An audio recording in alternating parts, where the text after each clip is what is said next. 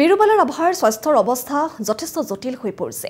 সংকটজনক অৱস্থাতে আছে আইচিইউত পদ্মশ্ৰী বিৰুবালা ৰাভা। দুৰাৰোগ্য ৰোগত আক্ৰান্ত হৈ জীৱন সংগ্ৰাম তেনেদৰে চলাই নিছে এইগৰাকী সাহসী মহিলাই। আমি ইতিমধ্যে জনাইছোঁ বিগত প্ৰায় কেইবাটাও দিন ধৰি কৰ্কট ৰোগত আক্ৰান্ত হৈ থকা এগৰাকী সংগ্ৰামী মহিলা বিৰুবালা ৰাভা বৰ্তমান আইচিইউতে আছে। জীৱন মৃত্যুৰ এখন যুঁজ চলাই নিছে। শয্যাশায়ী হৈ পৰা বিৰুবালা ৰাভাৰ স্বাস্থ্যৰ ক্ষেত্ৰত কণমানো কুটি ৰখা নাই। চিকিৎসকসকলে অহোপুৰুষাৰ্থ তেওঁলোকে চেষ্টা অব্যাহত ৰাখিছে তেওঁক সুস্থ কৰাৰ বাবে। ইফালে আন এটা খবৰ আহিছে যে ৰাজ্য চৰকাৰৰ পৰা কোনো ধৰণৰ সঁহাৰি পোৱা নাই বিৰুবালা ৰাভাই। তীব্ৰ আৰ্থিক সংকটৰ সন্মুখীন হ'বলগীয়া হৈছে বিৰুবালা ৰাভাৰ পৰিয়াল। বৃহস্পতিবাৰ অৰ্থাৎ আজিৰ দিনটোত তেওঁৰ স্বাস্থ্যৰ বুজ লয় আৰচুৰ নেতৃত্বই। ৰাজ্য চৰকাৰক সহায়ৰ আহ্বান জনাইছে আৰচুৰ নেতৃবৰ্গই।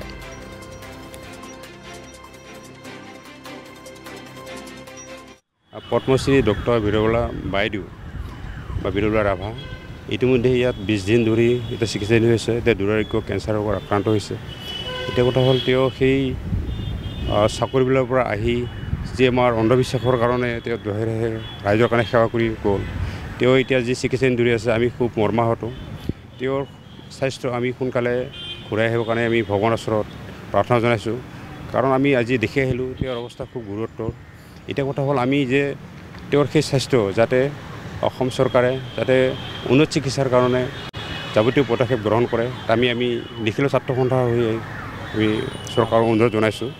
তাৰ লগে লগে আকৌ আমি ক'ম যে তেওঁৰ সেই জীৱন আকৌ যাতে ৰাইজৰ কাৰণে সেৱা কৰিব লাগে। কাৰণ তেখেত হ'ল আমাৰ যিটো এই যে শান্তি নোবেল বঁটা এটা মনোনীত ব্যক্তি গোটেই তেওঁৰ অচল নহয় এইটো আমি সকলোৱে জানো। গতিকে তেখেতে যিখিনি সমাজৰ কাৰণে কৰিলে অহৰহ ডাইনী হত্যাৰ বিৰুদ্ধে যুঁজ দি আৰু ৰাইজে জানিছে দেখিছে আৰু তাৰ বাবে তেখেতক ভাৰত চৰকাৰে পদ্মশ্ৰী বঁটাৰে সন্মানো আগবঢ়াইছে। এতিয়া কথাটো হ'ল যে তেওঁ এতিয়া শয্যাগত চিকিৎসাধীন গুৱাহাটী কেঞ্চাৰ হস্পিটেলত। আমি বিচাৰোঁ চৰকাৰে যাতে যাৱতীয় উন্নত ব্যৱস্থাৰ কাৰণে যাৱতীয় ব্যৱস্থা গ্ৰহণ কৰে।